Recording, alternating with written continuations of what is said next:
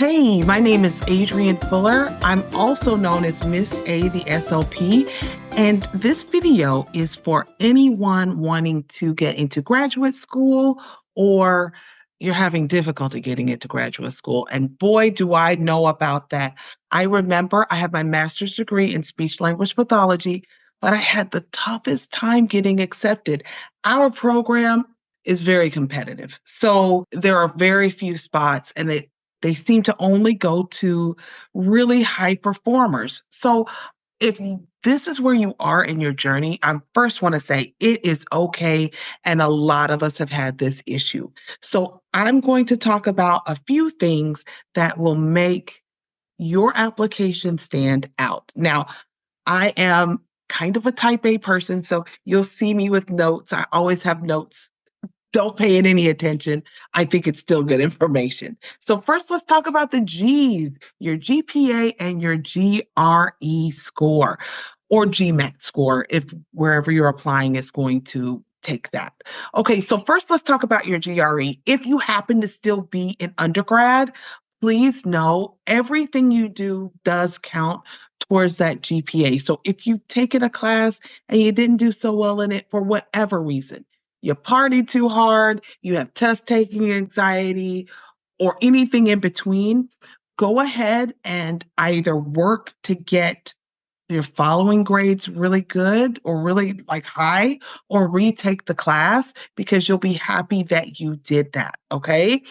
If you have passed that stage and you've already gone through college and you've gotten your degree, awesome. First of all, congratulations. That is no small feat. But consider either retaking the class that you could swap it out or taking those kind of prereqs to show the graduate committee that you are indeed serious. All right. That same thing kind of goes with your GRE.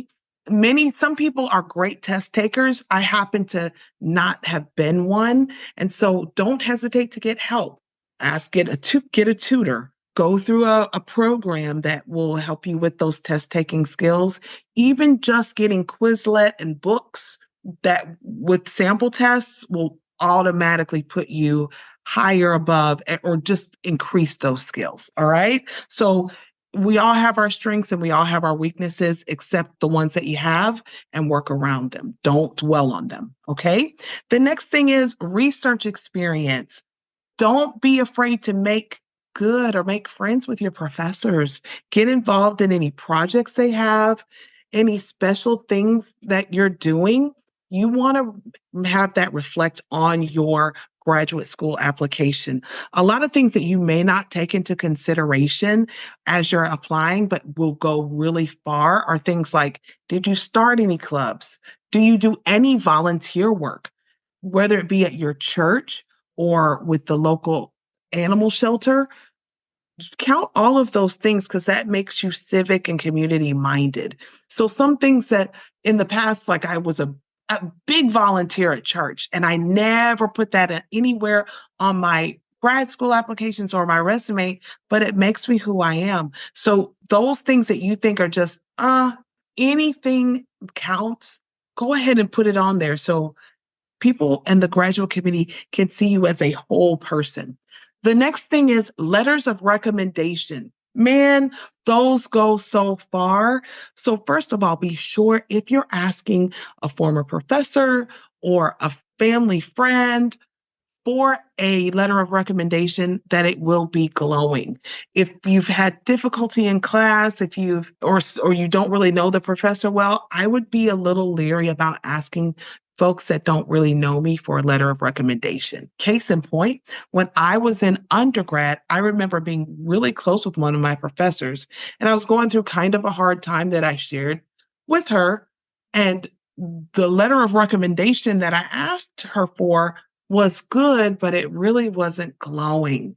And so you really want to be sure that those letters of rec are really good. Okay. The next thing is you want to make a clear, compelling personal statement. You want it to be specific.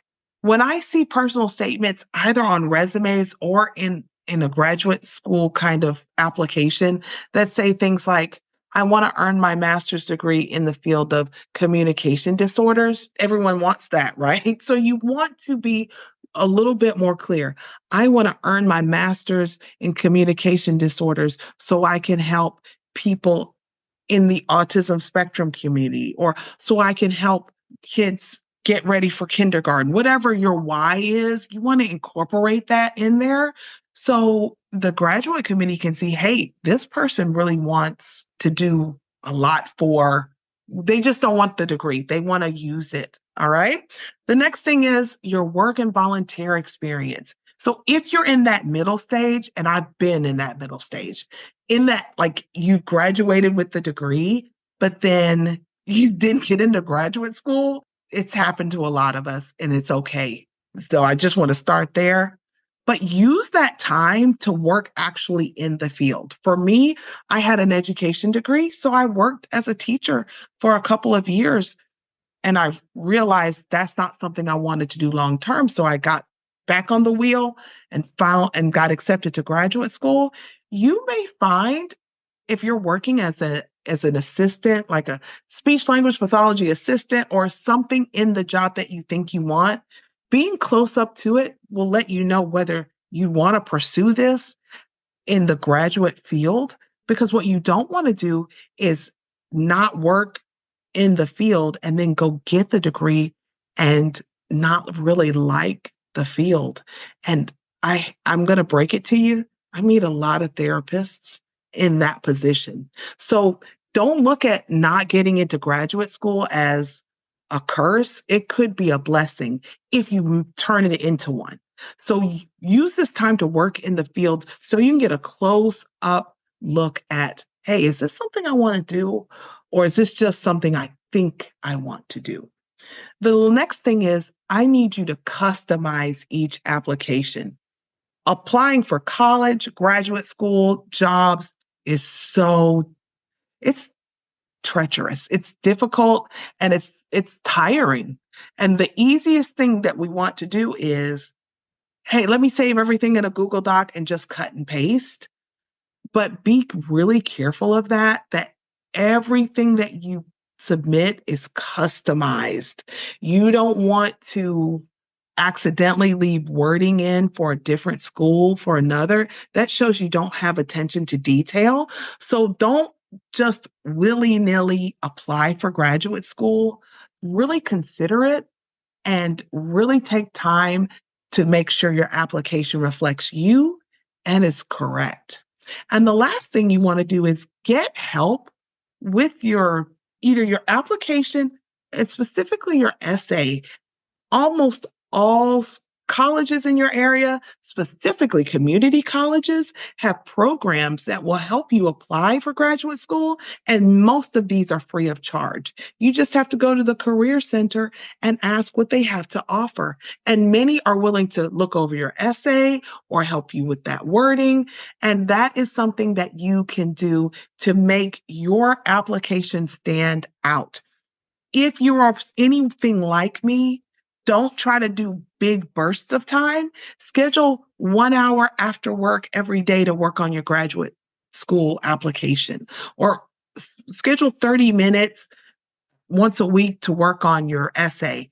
But sometimes when I have to do something and I'm up against the wall and I'm going to work on this all Saturday. What I end up doing is scrolling, and I don't want that for you. So if this is helpful to you, please share it with someone you know. All I really want to do is encourage you during this funky time, right? Like you've got a lot of things going, and you know you want to go somewhere and you're not quite sure how to get there. I'm your girl. So share this with anyone that might find it helpful and work on those things and go get that graduate degree.